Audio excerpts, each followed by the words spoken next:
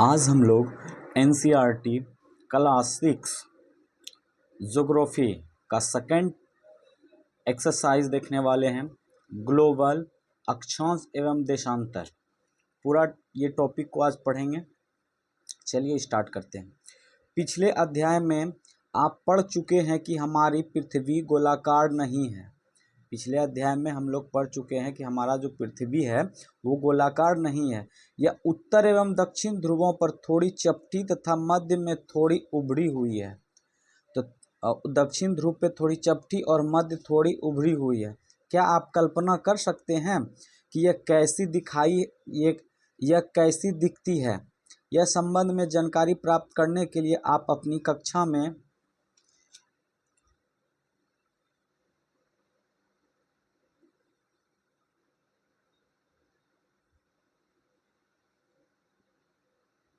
आप अपनी कक्षा में सावधानी पूर्वक ग्लोब को देखिए। ग्लोब पृथ्वी का लघु रूप में एक वास्तविक प्रतिरूप है। चित्र 2.1 पहले देख लेते हैं। ये है चित्र 0.1 ग्लोब, जो कि ये पृथ्वी के समान ही दिखाई देते हैं। ग्लोब विभिन्न आकार एवं प्रकार के हो सकते हैं। बड़े ग्लोब जो आसानी से एक स्थान से दूसरे स्थान नहीं ले जाया जा सकते हैं। पॉकेट में रखने योग्य छोटे ग्लोब तथा गुब्बारे जैसे ग्लोब जिनमें हवा भरी जा सकती है एवं आसानी से एक स्थान से दूसरे स्थान ले जाया जा सकते हैं। ग्लोब स्थिर नहीं होते हैं, इसे उसी प्रकार घुमाया जा सकता है जैसे कुम्हार का पहिया या लट्टू घूमता है। ग्लोब पर देशों, महाद्वीपों तथा महासागरों को इनके साथ ही आकार में दिखाया जाता है। पृथ्वी के समान किसी गोले पर किसी बिंदु की स्थिति का वर्णन करना कठिन है। अब प्रश्न यह उठता है कि इस पर किसी स्थान की स्थिति कैसे बताई जा सकती है। वो जो ग्लोब पे दिया हुआ है वो स्थान, देश और ये महाद्वीप के बारे में कैसे हम लोग जान सकते हैं। इसके लिए हमें कुछ बिंदुओं एवं रेखाओं के संदर्भ की आवश्यकता होती है। आप देखेंगे कि एक सुई ग्लोब में झुकी हुई अवस्था में स्थित होती है, जिसे अक्ष कहते हैं। ग्लोब में जो एक सुई रहता है वो जो अवस्थित है वो अक्ष कहा जाता है। ग्लोब पर वे दो बिंदु जिनसे होकर सुई गुजरती है वह उत्तर तथा दक्षिण ध्रुव है। ग्लोब पर वो जो दो बिंदु जिनसे होकर सुई गुजरता है तो वह उत्तर तथा दक्षिण ध्रुव है। ग्लोब के इस सुई के चारों ओर पृथ्वी की भांति पश्चिम से पूरब की ओर घुमाया जा सकता है। ग्लोब को इस सुई के चारों ओर पृथ्वी की भांति पश्चिम से पूरब की ओर घुमाया जा सकता है, लेकिन याद रखें इन दोनों में एक अंतर है। पृथ्वी पर वास्तव में ऐसी कोई सुई नहीं होती है। यह अपने अक्ष पर चारों ओर घूमती है, जो एक काल्पनिक रेखा है। एक अन्य काल्पनिक रेखा भी ग्लोब को दो बराबर भागों में काटती है। थोड़ा सा इधर भी देख लेते हैं यहाँ पे क्या है, उसके बाद नेक्स्ट पेज में जाएंगे। आओ कुछ करके सीखें। एक बड़ा सा गोलाकार आलू या गेंद लें। स्वेटर बुनने वाली सिलाई को इसके अंदर घुसा दें। यह सिलाई ग्लोब पर दर्शाए गए अक्ष के अनुरूप है। अब आप इस आलू या गेंद को उसके अक्ष पर बाएं से दाएं घुमा सकते हैं। क्या था यहाँ पे? तो बराबर भागों में बांटती है। इसे विषुवत कहा जाता है। जो बराबर भागों में बांटता है उसे विषुवत वृत्त कहा जाता है। पृथ्वी के उत्तर में स्थित आधे भाग उत्तरी गोलार्ध तथा दक्षिणी वाले आधे भाग में दक्षिणी गोलार्ध कहा जाता है। यह दोनों बराबर के आधे भाग होते हैं। इस प्रकार विषुवत वृत्त पृथ्वी पर एक काल्पनिक वृत्त बनाती है। विषुवत वृत्त जो है पृथ्वी पर एक काल्पनिक वृत्त बनाती है एवं यह पृथ्वी पर विभिन्न स्थानों पर स्थिति बताने के सबसे महत्वपूर्ण संदर्भ बिंदु है। विषुवत वृत्त से ध्रुवों तक स्थित सभी समांतर सभी समांतर वृत्तों को अक्षांश समांतर रेखाएं कहा जाता है। अक्षांशों के अंश मापा जा सकता है। विषुवत वृत्त शून्य अंश अक्षांश को दर्शाती है। विषुवत वृत्त शून्य अंश अक्षांश को दर्शाती है। चूंकि विषुवत वृत्त से दोनों तरफ ध्रुवों के बीच की दूरी पृथ्वी के चारों ओर वृत्त का 1/4 है। अंततः इसका माप होगा 360 अंश का 1/4, मतलब 360 अंश का 1/4 यानी 90 अंश।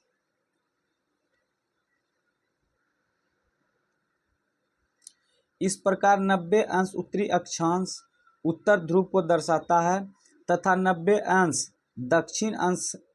दक्षिण ध्रुव को दक्षिण अक्षांश दक्षिण ध्रुव को दर्शाता है।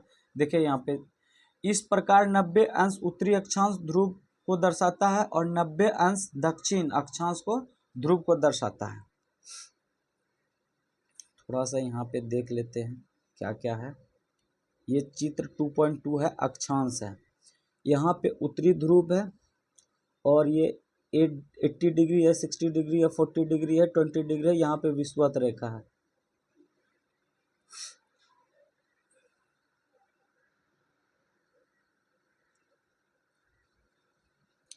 इस प्रकार विषुवत वृत्त के उत्तर के सभी समांतर रेखाओं को उत्तरी अक्षांश कहा जाता है। इस प्रकार विषुवत वृत्त के उत्तर के सभी समांतर रेखाओं की उत्तरी अक्षांश कहा जाता है तथा विषुवत वृत्त के दक्षिण स्थित सभी समांतर रेखाओं को दक्षिण अक्षांश कहा जाता है।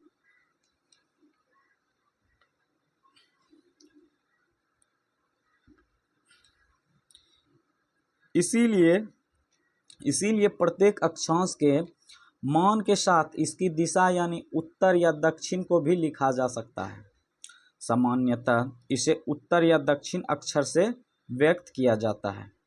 उदाहरण के लिए महाराष्ट्र में चंद्रपुर एवं ब्राजील दक्षिण अमेरिका में बेलो होरिज़ोन्टे दोनों की एक ही अक्षांश है, 20 अक्षांश पर स्थित है।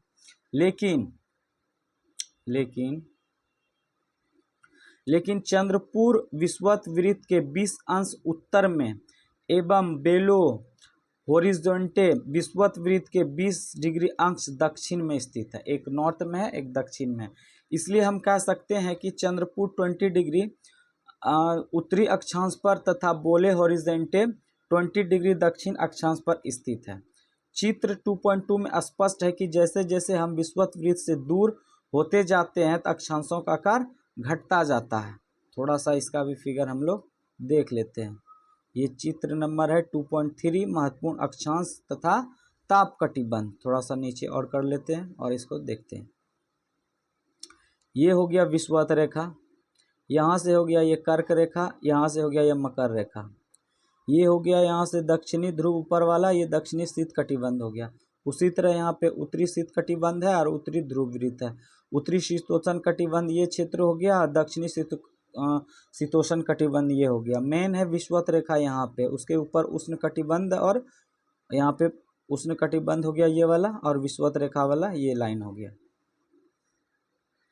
सबका ये दिया हुआ है कि विषुवत रेखा का ये 0 डिग्री, कर्क रेखा पे 23.5 डिग्री और यहाँ उत्तरी शीत कटिबंध ध्रुव के पास जो है वो 66.5 डिग्री उत्तरी, यहाँ भी मकर रेखा 23.5 डिग्री दक्षिणी में और फिर ये दक्षिणी ध्रुव का उस दक्षिण शीत कटिबंध हो गया 66.5 डिग्री दक्षिण में। वो ये वाला नॉर्थ हो गया और ये वाला साउथ हो गया। चलिए अब थोड़ा सा इसको देख लेते हैं। महत्वपूर्ण अक्षांश समांतर रेखाएं। विषुवत वृत्त 0 डिग्री, उत्तरी ध्रुव 90 डिग्री तथा दक्षिणी ध्रुव 90 डिग्री दक्षिण और के अतिरिक्त 4 महत्वपूर्ण अक्षांश समांतर रेखाओं और भी है। ये ठीक से इसको देख लेते हैं क्योंकि ये प्रश्न यहाँ से पूछा जाता है कि विषुवत वृत्त कितना होता है तो 0 डिग्री, उत्तरी ध्रुव कितना होता है तो 90 डिग्री उत्तर तथा दक्षिणी ध्रुव 90 डिग्री दक्षिण के अतिरिक्त 4 महत्वपूर्ण अक्षांश समांतर रेखाओं में भी ये है। चलिए नेक्स्ट पेज देख लेते हैं। फर्स्ट, उत्तरी गोलार्ध में कर्क रेखा 23.5 डिग्री उत्तर सेकेंड नंबर, दक्षिणी गोलार्ध में मकर रेखा 23.5 डिग्री दक्षिण। अगर देखिए उत्तरी गोलार्ध बोले तो उत्तर में 23.5 डिग्री, दक्षिणी गोलार्ध बोले तो दक्षिणी गोलार्ध में मकर कर्क रेखा तो और ये मकर रेखा दोनों 23.5 डिग्री होता है, लेकिन बस दक्षिण बोलेगा तो दक्षिण में जाएंगे और उत्तर बोलेगा तो उत्तर। थर्ड नंबर, विषुवत वृत्त उत्तर में तो 66.5 डिग्री हो जाएगा उत्तरी ध्रुव पे, और विषुवत रेखा दक्षिणी ध्रुव पे 66.5 डिग्री ये दक्षिणी ध्रुव पर। ये इंपॉर्टेंट है, थोड़ा सा समझने का है, फोकस करके समझना होगा। थोड़ा सा इसको पहले देख लेते हैं। पृष्ठ, पृथ्वी के ताप कटिबंध, पृथ्वी के ताप कटिबंध कर्क रेखा एवं मकर रेखा के बीच के सभी अक्षांशों पर सूर्य वर्ष में एक बार दोपहर में सिर के ठीक ऊपर होता है। सूर्य जो है दोपहर में सिर के ऊपर ठीक ऊपर होता है एक बार, इसलिए इस क्षेत्र में सबसे अधिक ऊष्मा प्राप्त होती है तथा इसे उष्ण कटिबंध कहा जाता है। क्या कहा जाता है? उष्ण कटिबंध कहा जाता है। कर्क रेखा तथा मकर रेखा के बाद किसी भी अक्षांश पर दोपहर का सूर्य कभी भी सिर के ऊपर नहीं होता है। कर्क रेखा तथा मकर रेखा के बाद किसी भी अक्षांश पर दोपहर का सूर्य कभी भी सिर के ऊपर नहीं होता है। सूर्य ध्रुव की तरफ सूर्य की किरणें तिरछी होती जाती है। इस प्रकार उत्तरी गोलार्ध में कर्क रेखा एवं उत्तरी ध्रुव वृत्त तथा दक्षिणी गोलार्ध में मकर रेखा एवं दक्षिणी ध्रुव में वृत्त के बीच वाले क्षेत्र का तापमान मध्यम रहता है, इसलिए इन्हें शीतोष्ण कटिबंध कहा जाता है। तो उष्ण कटिबंध और शीतोष्ण कटिबंध देख लिए। अब और आगे देख लेते हैं, थोड़ा शीत कटिबंध कहलाते हैं। उत्तरी ध्रुव में उत्तर ध्रुव वृत्त एवं उत्तरी ध्रुव तथा दक्षिणी गोलार्ध में दक्षिणी ध्रुव वृत्त एवं दक्षिणी ध्रुव के बीच का क्षेत्र में ठंड बहुत होती है, क्योंकि यहाँ सूर्य क्षितिज से ज़्यादा ऊपर नहीं आ पाता है, इसलिए यह शीत कटिबंध कहलाते हैं। थोड़ा सा पहले इसको देख लेते हैं क्या है यहाँ पे, उसके बाद धीरे धीरे बढ़ते चलेंगे। चित्र 2.40, सीधी सतह पर टॉर्च का प्रकाश तेज तथा कम क्षेत्र में फैलता है। सीधी सतह पर टॉर्च का प्रकाश तेज और तथा कम क्षेत्र पर फैलता है। अब यहाँ पे देख लेते हैं 2.4, तिरछी सतह पर टॉर्च का प्रकाश कम और तेज परंतु अधिक क्षेत्र में फैलाव करता है। फैलेगा तो ऑटोमेटिक है, कम लाइट करेगा। अब इसको थोड़ा सा पहले पढ़ लेते हैं, उसके बाद इसको समझ लेंगे। देशांतर क्या है? देशांतर क्या है, थोड़ा सा इसको पढ़ लेते हैं। किसी स्थान की स्थिति को बताने के लिए हम उस स्थान के अक्षांश के अतिरिक्त कुछ और जानकारियां की आवश्यकता भी होती है। आप देख सकते हैं कि प्रशांत महासागर में स्थित टोंगा द्वीप एवं हिंद महासागर में स्थित मॉरिशस द्वीप एक अक्षांश 20 डिग्री दक्षिण पर स्थित है। उनकी सही स्थिति जानने के लिए हमें पता करना होगा कि उत्तर ध्रुव के दक्षिण ध्रुव से जोड़ने वाली संदर्भ रेखा से पूर्व या पश्चिम की ओर इन स्थानों की दूरी कितनी है। इन संदर्भ रेखाओं को देशांतरीय यामोत्तर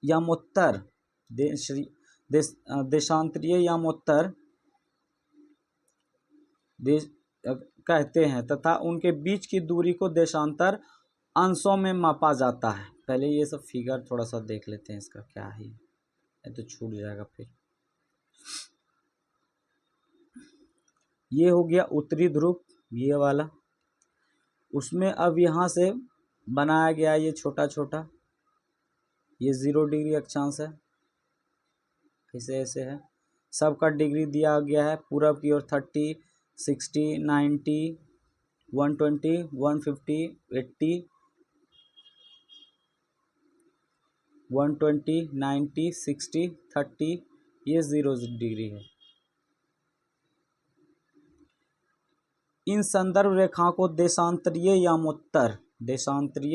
यामोत्तर कहते हैं तथा उनके बीच की दूरी को देशांतर के अंशों में मापा जाता है।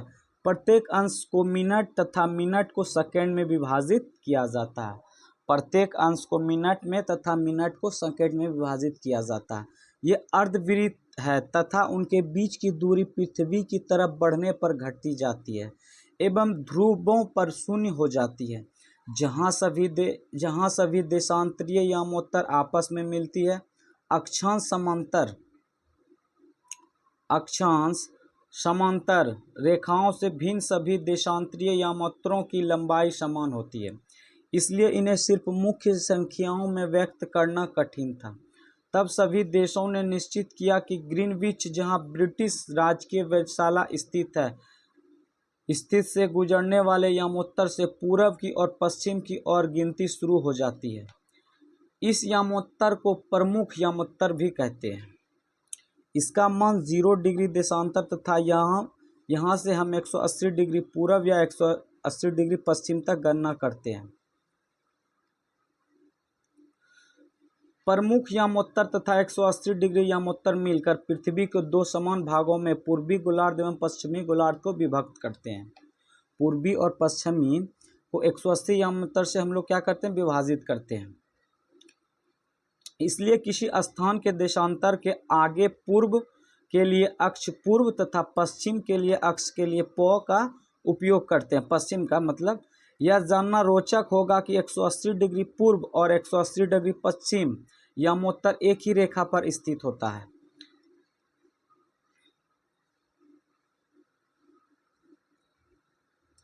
अब ग्लोब पर अक्षांश समांतर रेखा एवं देशांतीय यामोत्तरों के बनी ग्रिड को देखो। अगर आपको किसी स्थान के अक्षांश एवं देशांतर की सही जानकारी हो तो ग्लोब पर आप उस स्थान को पता आसानी से लगा सकते हैं।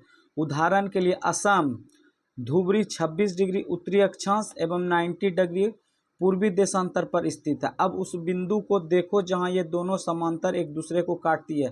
यह बिंदु धुबरी की सही स्थिति होगा। थोड़ा सा देख लेते हैं तब इसको समझेंगे। ये वही वाला है, ये हो गया विषुवत रेखा प्रमुख यामोत्तर 0 डिग्री वाला। ये उत्तरी हो गया। इसमें छोटा छोटा ये देखना होता है, ये 0 डिग्री, ये 20 डिग्री, 40 डिग्री, 60 डिग्री।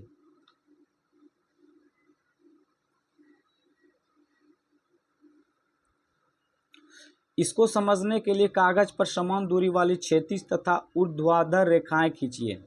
चित्र 2.7 ऊर्ध्वाधर रेखाओं की संख्या 1 2 3 4 से तथा क्षैतिज रेखाओं को क ख ग घ ङ अक्षरों से व्यक्त करते हैं। जिन बिंदुओं पर ये ऊर्ध्वाधर एवं क्षैतिज रेखाएं एक दूसरे को काटती है वहां कुछ छोटे वृत्त खींचिए। इन छोटे वृत्त को अ ब स द ध नामों से व्यक्त कीजिए। मान लीजिए कि ऊर्ध्वाधर रेखाएं पूर्व देशांतरों एवं क्षैतिज रेखाएं उत्तरी अक्षांशों को व्यक्त करती है।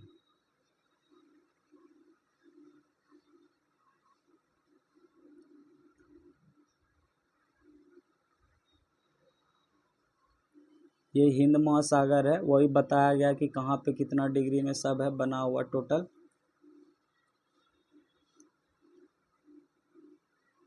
विश्व के समय क्षेत्र कब कितना क्या होता है, समय क्षेत्र टाइम जोन है ये।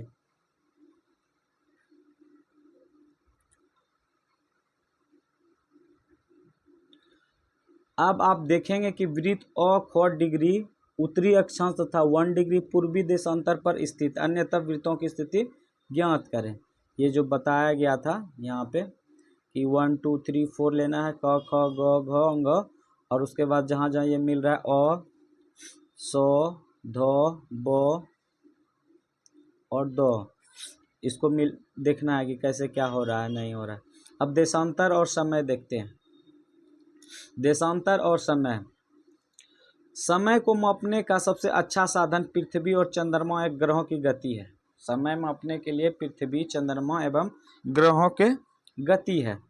सूर्योदय एवं सूर्यास्त मतलब जब सूर्य भगवान उगते हैं और डूब जाते हैं तो प्रतिदिन होता है। अंततः स्वाभाविक ही है कि पूरे विश्व में समय निर्धारित का सबसे अच्छा साधन है। स्थानीय समय का अनुमान सूर्य के द्वारा बनने वाली परछाई से लगाया जा सकता था। पहले भी ये बहुत पहले सूर्य की परछाई से ही पता चलता था कि कितना समय हो रहा है, कितने देर में शाम होने वाली है, रात होने वाला है, जो दोपहर में सबसे छोटी एवं सूर्योदय तथा सूर्यास्त के समय सबसे लंबी होती है। ग्रीनविच पर स्थित प्रमुख यमोत्तर पर सूर्य जिस समय आकाश के सबसे ऊंचे बिंदु पर होगा उस समय यमोत्तर पर स्थित सभी स्थानों पर दोपहर होगी। चूंकि पृथ्वी पश्चिम से पूरब की ओर चक्कर लगाती है, इंपॉर्टेंट लाइन ये है, पृथ्वी जो है पश्चिम से पूरब की ओर चक्कर लगाती है, इंपॉर्टेंट लाइन है ये। अंततः वह स्थान जो ग्रीनविच के पूर्व में है, अंततः जो स्थान है वो ग्रीनिच के पूर्व में है, उनका समय ग्रीनिच समय से आगे होगा तथा पश्चिम में है, उनका समय पीछे होगा। चित्र 2.8। समय के अंतर की दर गणना निम्नलिखित विधि से की जा सकती है। पृथ्वी लगभग 24 घंटे में अपने अक्ष पर 360 डिग्री घूमती है। पृथ्वी लगभग 24 घंटे में अपने अक्ष पर 360 डिग्री घूम जाती है, अर्थात वह 1 घंटे में 15 मिनट और 4 मिनट में 1 डिग्री घूमता है। ये सब वेरी इंपॉर्टेंट लाइन है। 1 घंटे में 15 डिग्री घूमता है और 4 मिनट में 1 डिग्री घूमता है, और 24 घंटे में कितना, 360 डिग्री। इस प्रकार जब ग्रीनिच में दोपहर के 12 बजते हैं तब ग्रीनिच से 15 डिग्री पूरब में समय होगा 15 × 4 = 60 मिनट। अगर 15 डिग्री पूर्व आगे है तो क्या करेंगे, तो 15 × 4 = 60 मिनट, अर्थात ग्रीनविच के समय से 1 घंटा आगे है, अर्थात वह दोपहर का 1 बजा होगा। लेकिन ग्रीनविच में 15 डिग्री पश्चिम के समय ग्रीनविच के समय से 1 घंटा पीछे होगा, यानी वहाँ सुबह के 11 बजते होंगे। इसी प्रकार जब ग्रीनविच पर दोपहर 12 बजे होंगे तो उस समय 180 डिग्री के मध्य रात्रि होगी।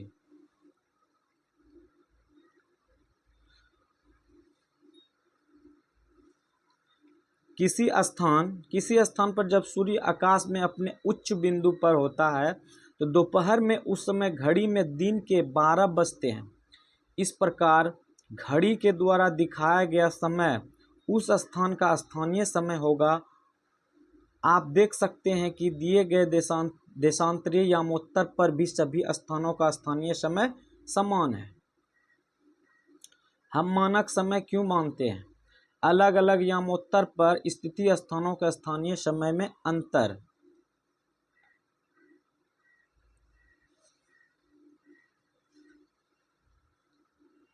अंतर होता है। उदाहरण के लिए बहुत से देशांतरों से होकर गुजरने वाली रेलगाड़ियों के लिए समय सारणी तैयार करना कठिन होगा। भारत में गुजरात के द्वारका तथा असम के डिब्रूगढ़ के स्थानीय समय लगभग 1 घंटा 45 मिनट का अंतर है। गुजरात का जो द्वारका है और डिब्रूगढ़, असम के डिब्रूगढ़, दोनों के बीच में 1 घंटा 45 मिनट का अंतर है। इसलिए यह आवश्यक है कि देश के मध्य भाग से होकर गुजरने वाले किसी यमोत्तर के स्थानीय समय को देश के मानक समय माना जाता है। इस यमोत्तर रेखा के स्थानीय समय को पूरे देश का मानक समय माना जाता है। भारत में 82.5 डिग्री पूर्व, मतलब 82 डिग्री 30 मिनट पूर्व को मानक यमोत्तर माना गया है। मानक यमोत्तर कितना माना गया है? तो 82.5 डिग्री पूर्व। इस यमोत्तर के स्थानीय समय को पूरे देश का मानक समय माना जाता है। इसे भारतीय मानक समय के नाम से जाना जाता है। कबीर भोपाल के निकट एक छोटे से नगर में रहता है। वह अपने मित्र आलोक से कहता है कि वे लोग आज रात्रि में नहीं सो पाएंगे। भारत एवं इंग्लैंड के बीच एक क्रिकेट मैच लंदन में 2 बजे पूर्वाह्न शुरू हुआ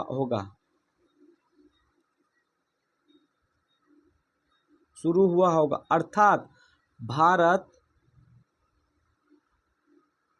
भारत के समयानुसार मैच शाम के 7:30 बजे शुरू होगा तथा देर रात्रि के समय समाप्त होगा। क्या आप जानते हैं कि भारत एवं इंग्लैंड के बीच समय में क्या अंतर है? कबीर भोपाल के निकट एक छोटे से नगर में रहता है। वह अपने मित्र आलोक से कहता है कि वे लोग आज रात्रि में नहीं सो पाएंगे। भारत एवं इंग्लैंड के बीच क्रिकेट मैच लंदन में 2 बजे अपराह्न में शुरू होगा, अर्थात भारत के समय अनुसार मैच शाम के 7:30 बजे शुरू होगा तथा देर रात्रि में समाप्त होगा। क्या आप जानते हैं कि भारत एवं इंग्लैंड के बीच के समय में क्या अंतर है? भारत ग्रीनविच के 82.5 डिग्री पूरब में स्थित है तथा यहाँ के समय ग्रीनविच समय से 5.5 घंटा आगे है तथा ग्रीनविच के समय से 5.5 घंटा आगे है। इसलिए जब लंदन में दोपहर के 2 बजते होंगे तो भारत में शाम 5:30 बजते होंगे। कुछ देशों के देशांतरीय विस्तार अधिक होता है जिसके कारण वहाँ एक से अधिक मानक समय अपनाए गए हैं। उदाहरण के लिए रूस में 11 मानक समय अपनाया गया है। रूस में कितना है? तो 11 मानक समय अपनाया गया है। पृथ्वी को 1 घंटे में 24 समय क्षेत्र में बांटा गया है। पृथ्वी को 1 घंटे वाले 24 समय क्षेत्र में बांटा गया है। इस प्रकार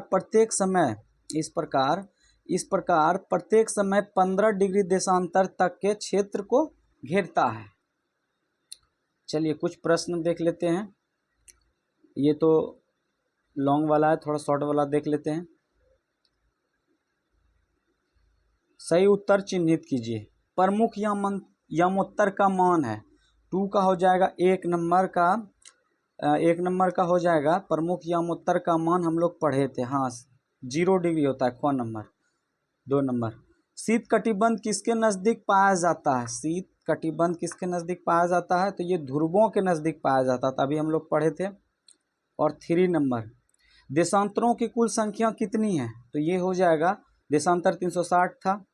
4th नंबर दक्षिण ध्रुव के विरुद्ध स्थित है, तो ये हो जाएगा दक्षिण ध्रुव के विरुद्ध स्थित है, तो ऑप्शन नंबर को हो जाएगा। उत्तरी गोलार्ध में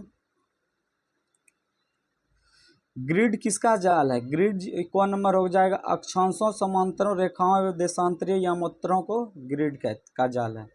अब फिल इन द ब्लैंक्स थोड़ा देख लेते हैं, खाली स्थान भरें। मकर रेखा डैश पर स्थित है। मकर रेखा कहाँ पे स्थित है? तो मकर रेखा 22.5 डिग्री दक्षिण। इसको ऐसे भी लिख सकते हैं 22 डिग्री पॉइंट 30। भारत का मानक यमोत्तर है। भारत का मानक यमोत्तर डैश है, तो 82.5 डिग्री हो जाएगा। अभी तो पढ़े थे 82.5 डिग्री पूर्व। इसको भी हम लोग ऐसे लिख सकते हैं 82 डिग्री 30। 3 नंबर 0 यमोत्तर को डैश के नाम से जाना जाता है? प्रधान मध्य रेखा बोल सकते हैं इसको। प्रधान मध्य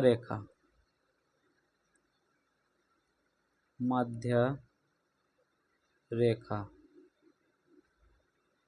4th नंबर देशांतरों के बीच की दूरी डैश की तरफ घटती जाती है? ध्रुवों की तरफ घटती जाती है, तो क्या हो जाएगा? ये ध्रुवों के तरफ घटती जाती है। 5 नंबर उत्तरी ध्रुव वृत्त से गोलार्ध में स्थित है। वृत्त से डैश गोलार्ध में स्थित है, तो दक्षिण में है। ये दक्षिण में। चलिए आज का टॉपिक ये समाप्त हुआ।